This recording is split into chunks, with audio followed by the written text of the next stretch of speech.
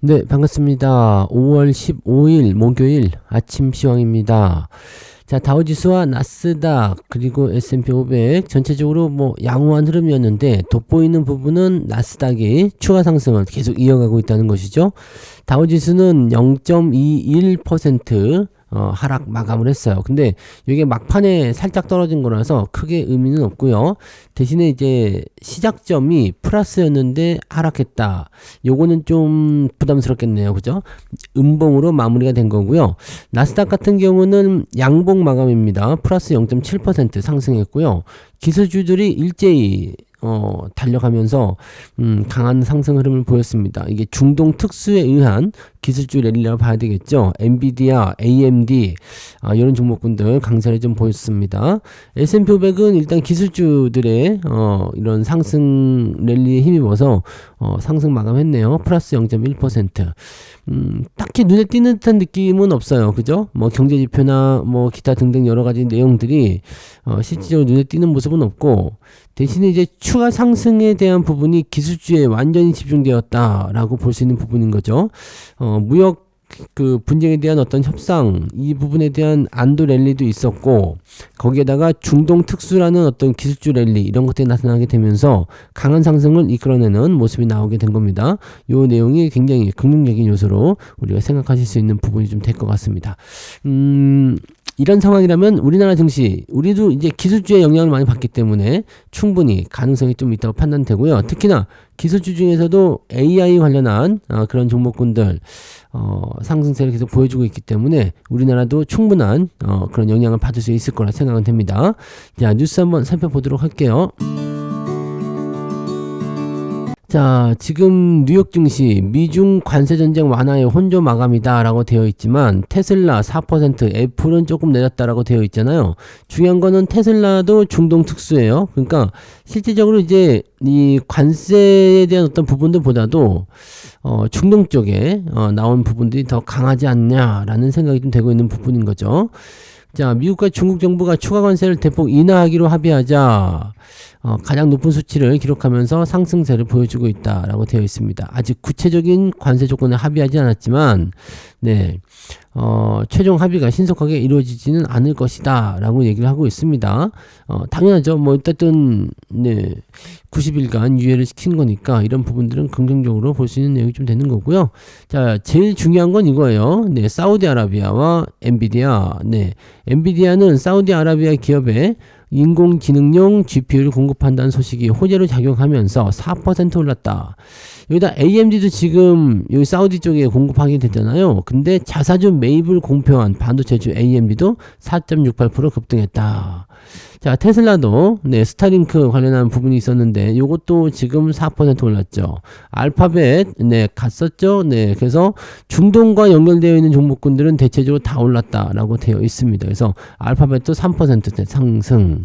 야, 중동이 그러니까 돈을 많이 푸는 거예요. 자, 이런 내용들이 긍정적이다. 자, 애플, 아마존은 조금씩 떨어졌다 이렇게 되어 있습니다. 그래서 언급이 되는 종목군들은 강하게 상승하는 모습이 좀 있었고, 그 다음에 연결고리가 있는 종목들은 상승세를 계속 이어가고 있는 모습이 좀 있고, 자, 그런 형태로 진행이 되는 것 같습니다. 이렇게 기술주 쪽으로만 완전한 게 집중이 된다라면은 당분간은 나스닥 랠리로 진행이 될 수밖에 없는 내용이 좀 되는 거겠죠, 그죠? 모건 스탠리의 자산운용 시장 리서치 및 전략 책임자. 이름이 되게 길어. 하여튼 모건 스탠리에서는 이름이 다니엘 스켈리예요. 이 사람이 다음 상승세는 규제 완화와 성장의 친화적인 세제 개편 이런 것들이 2026년까지 순풍을 불어넣을 수 있다는 정책적 조치가 나올 때까지 기다려야 할 수도 있다. 이 이야기는 뭐냐면 지금 다우지수가 약간 성장을 멈칫하고 있는 것, 상승 멈칫하고 있는 것에 대한 이야기라고 좀 보시면 돼요. 그래서 규제 완화에 대한 그 부분, 그 다음에 세금 혜택에 대한 부분 등등등. 즉 결과적으로는 미국 정부의 강력한 경기 부양책이 나오게 됐을 때 추가 상승이 나올 것이다. 근데 그거는 하나만한 얘기 아닙니까? 경기 부양책이 나오면은 당연히 주가가 올라가는 거지. 그거 나올 때까지는 없다. 그거 외에 다른 호재가 있어도 될 것 같아요. 네. 지금 워낙 이제 중동 특수에 대한 기대치가 높기 때문에 충분히 그것도 가능하다라고 볼 수도 있을 것 같아 보입니다. 아무튼, 네. 현재 미국 증시는 긍정적인 요소로 마무리됐다라고 보시면 되고요. AMD는 4% 급등했지만 반도체 지수는 0.6%밖에 안 올랐다. 자, 요런 내용들은 뭐냐면 AMD 그리고 엔비디아 이렇게 HBM 관련해서 중동과 연결되어 있는 종목군들은 상승세를 보였는데 다른 것들은 별 볼 일이 없다는 얘기겠죠? 네. 다른 것들은 별 볼 일이 없다. 자, 요 부분이 긍정적이죠. 네. 그래서 지금 요 엔비디아는 사우디 AI 기업인 휴메인에 수십만 개 칩을 공급할 예정이다. 향후 5년간요. 일단 1차 18,000개 얘기했잖아요. 근데 지금 여기서는 이제 수십만 개라고 얘기하고 있네요. 자, 휴메인은 어디냐? 이 빈살만 왕세자가 의장을 맡고 있는 벤처기업이다. 자, 내 회사에다가 AI 칩을 좀 줘봐. 이렇게 된 거니까 이게 대박이란 이야기입니다. 자, 그래서 AMD도 급등했고, 그러면 이제 삼성전자 하이닉스도 같이 급등할 수 있겠죠. 네, 그런데 소외된 인텔 AI 전용 칩을 만들지 못해서 중동 특수에서 소외됐기 때문에 급락을 했다. 이런 거. 자, 그러니까 지금 이제 사우디 쪽 관련한 부분들이기 때문에 이쪽과 연결돼서 움직이는 종목들은 상승. 만약에 그쪽과 연결되지 못했다면 하락. 자, 이렇게 되는 거죠. 네. 그래서 요 기술주들 공략에 대한 포인트들은 아까도 말씀드렸지만 그 흐름을 잘 우리가 체크하고 보시면 될 것 같다 생각이 드는 거죠. 네. 여기 하이닉스 이야기 또 나오잖아요. 다시 뛰는 SK 하이닉스, 엔비디아 훈풍의 20만원 재돌파, 추가 상승도 계속 나올 수도 있습니다. 일단 팔아먹기로 한 거는 된 거잖아요. 그러니까 충동적으로 해서 팔아먹게 되는 모습이 나타나게 된 거이기 때문에 이렇게 된다고 한다면 확정이니까. 네, 그러면은 누가 수혜보겠니? 하이닉스. 야, 이제 그동안 AI 쪽에 대해서 약간 성장이라든지 이런 쪽에 좀 부담을 가지고 있었는데, 야, 이제 저쪽에다가 엄청나게 팔아먹기로 했거든. 네, 물건 좀 우리한테 납품 좀 해봐. 더 많이 만들어줘봐. 이렇게 될 수도 있는 거잖아요. 그러면은 이 밸류체인에 속한 SK 하이닉스 이렇게 수혜를 받는다. 근데 물량이 일단 따오는 건 좋은데 물량도 엄청나게 딸릴 거 아니에요. 그렇게 되면 네, 삼성전자에게도 뭔가 기회가 또 들어갈 수도 있지 않을까 생각되기도 하고요. 네, 아무튼 대단한 그런 포지션들이 만들어진 거다 보시면 되겠죠. 자, 미중 관세 휴전에다가 자, 미국 반도체주들이 지금 사우디 쪽으로 집중되면서 또 SK 하이닉스를 둘러싸는 그런 상승 분위기가 반전되고 있다. 자, 외국인과 기관 투자자들 역시 하이닉스를 대거 쓸어담고 있다. 아주 좋습니다. 근데 자, 얼마 전부터 이런 움직임 좀 있었죠. 반도체 쪽을 쓸어담고 있는데 근데 같이 네, 상승하는 삼성전자 같이 매수를 하기는 조금 껄끄러워. 왜? 삼성전자 올라가면 주가가 크게 오르기 때문이죠. 주가가 이미 많이 올라가고 있잖아요. 그러니까 하이닉스 삼성전자가 올라가면은 네, 주가 크게 올라가 버리기 때문에 하이닉스 쪽에 일단은 집중하고요. 삼성전자는 시장을 약간 조절하는데 사용을 하면서 부족한 부분들은 뭘 이야기하느냐? 다른 종목도 있죠. 상대적인 종목들을 때려버리는 그런 형태. 또는 어제와 같이 이것저것 그냥 업종 가리지 않고 다 쭉 올라가 버리면 수익률이 더 좋아지고 계좌가 전체적으로 올라가고 시장이 상승 흐름으로 바로 연결되는 그런 모습이 나타날 수 있다. 우리는 다우지수가 지금 찌질하게 움직이고 있는 거 중요하지 않습니다. 기술주가 치고 올라가면서 시총 상위 끌어올리면 분위기가 확 좋아져요. 그래서 그런 내용들을 보시면 되겠죠. 다시 한번 네, HBM, AI 관련 종목군들의 강세가 이어질 수 있는 요소가 만들어지고 있습니다. 이 부분들을 한번 체크를 해보시기 바라고요. 꼭 이런 대형주뿐만 아니라 소부장 쪽에도 다시 한번 네, 흐름들이 만들어질 가능성이 굉장히 높겠죠. 네, 자, 태양광도 어제 굉장히 강한 상승을 보였었는데 이것도 한번 볼게요. 하나솔루션, SK 오션플랜트, SK 오션플랜트요. 네, 특강 때 있었던 종목이죠. 네, 그래서 이런 종목군들이 친환경 관련주들 신고가가 나타났었다라고 되어 있습니다. SK 오션플랜트가 24% 오른 거요. 우와. HD 현대솔루션, 하나솔루션, 파루 이런 태양광 관련주들은 신고가 경신. CS윈드, SK오션플랜트, 풍력 발전 관련주들은 네, 강세. 야, 멋지구만요. 네. 그냥 하루 만에 이렇게 오를 수 있다. 일단 정책이 그게 강력해요. 네, 이재명 후보가 구미 유세 현장에서 태양광 발전소를 몇 개씩 만들면 주민들이 직접 수익을 지급받는 햇빛 연금 역시도 할 수 있다. 네. 오. 자, 제주도는 바람 연금을 네, 주민들에게 지급하고 있다이기 때문에 이 태양광을 이용한 햇빛 연금 이런 부분들을 네, 할 수 있다. 그러니까 태양광 발전회사의 수익 30%를 지역 주민들에게 분배하는 전남 신안군의 제도다. 이게 중요한 거 아니겠습니까? 자, 그래서 태양광에 대한 부분들이 더 많이 커지는 거 아니겠습니까? 더 확대되는 거 아니겠습니까? 라고 얘기가 나오는 부분들이죠. 여기다가 네. 지금 글로벌 환경에서는 미국 상무부가 중국산 태양광 부품이 동남아 국가를 거쳐서 미국으로 우회 수출되고 있기 때문에 캄보디아, 태국, 베트남, 말레이시아산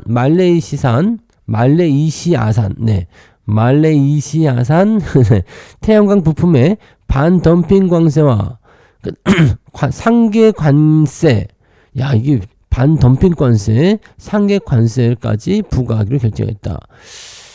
이거 예전에 있었던 거잖아요. 근데 요거가 아직 해결이 안 됐나요? 네. 3,400%. 캄보디아처럼 최대 3,500% 넘는 폭탄 관세를 떠안게 된 국가들이 발생한 가운데 중국은 오는 6월부터 재생에너지 사업 보조금 축소까지도 발표했다.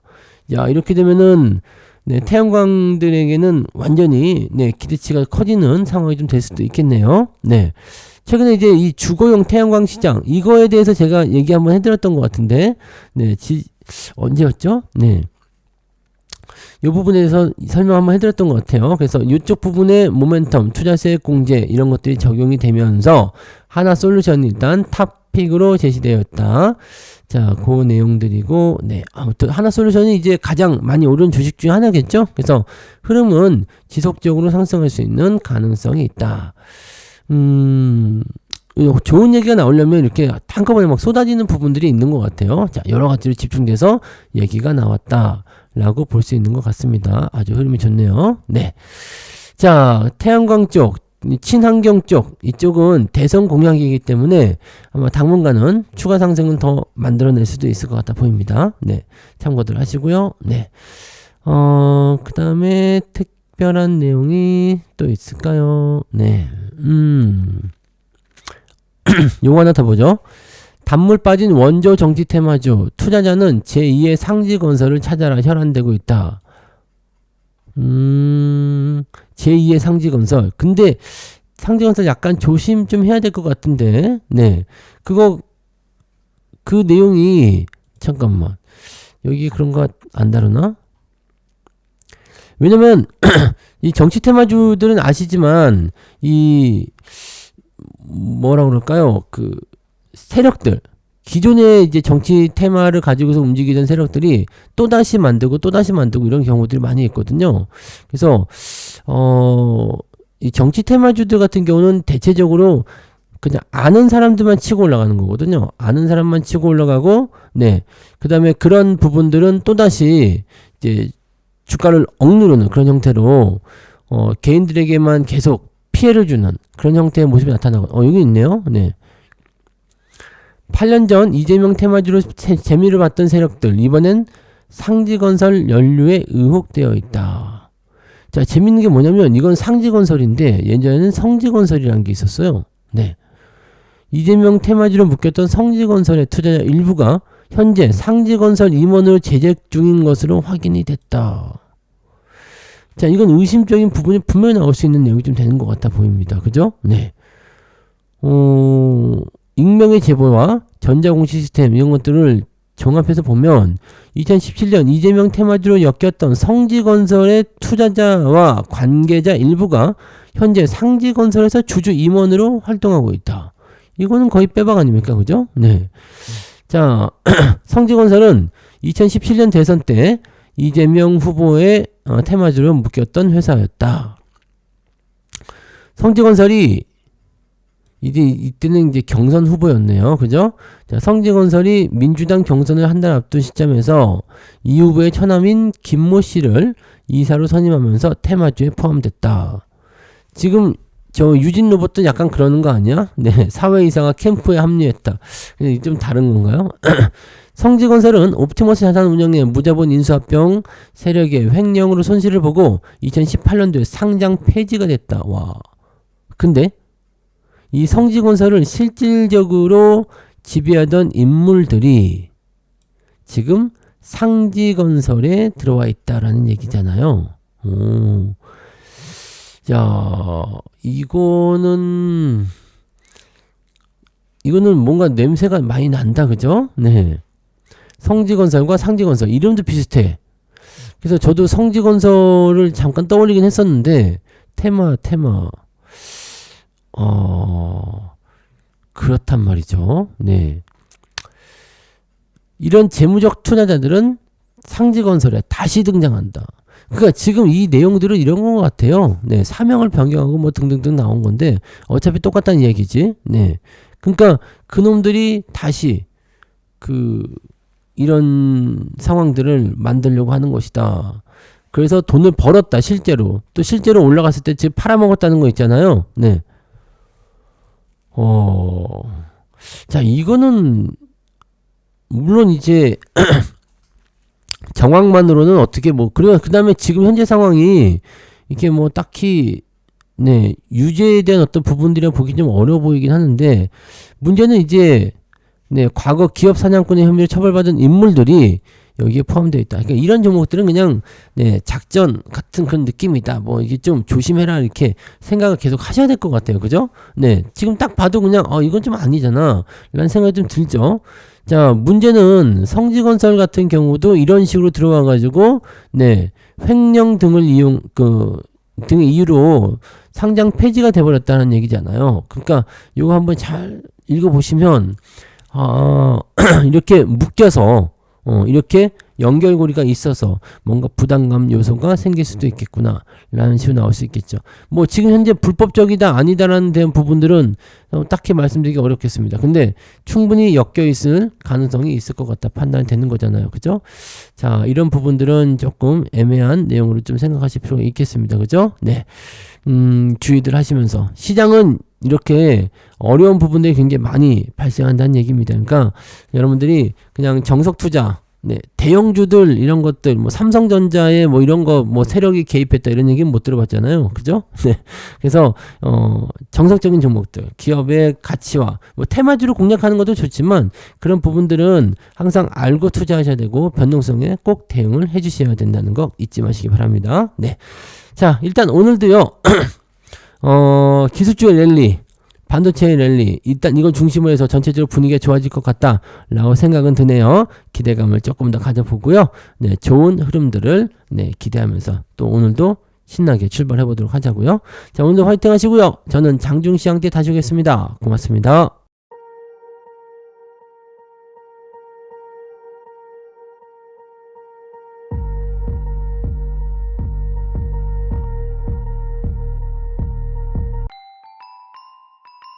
본 방송에서 제공되는 모든 정보는 투자 판단의 참고 자료이며 투자의 최종 책임은 본 방송을 이용하는 본인에게 있습니다.